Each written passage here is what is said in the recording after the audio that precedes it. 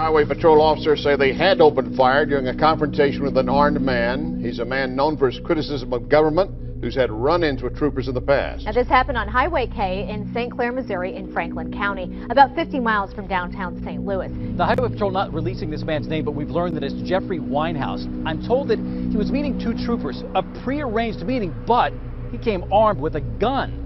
The Highway Patrol says that he got out of his car and was armed and then started walking toward the troopers. There was a confrontation and then the troopers opened fire.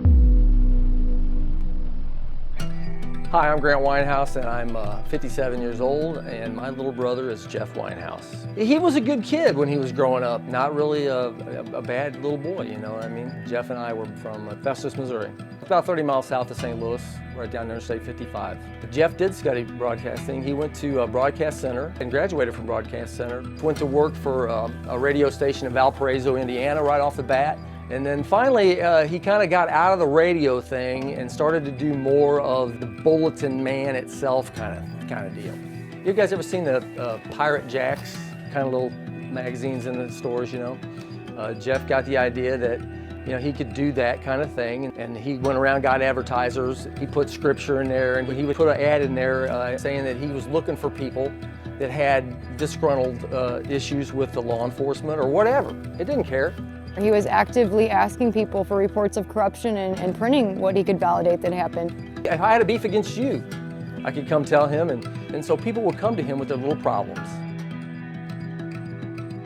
One of the very first things that was the subject of Jeff's ire was me, because of the way that I handled our father's estate. And he made that very public to the people that were out there. You know, when the internet became more prevalent and more of a medium where people were going for their information, he started branching off in that way. Jeff started his YouTube channel in 2007, and YouTube was just becoming a huge thing.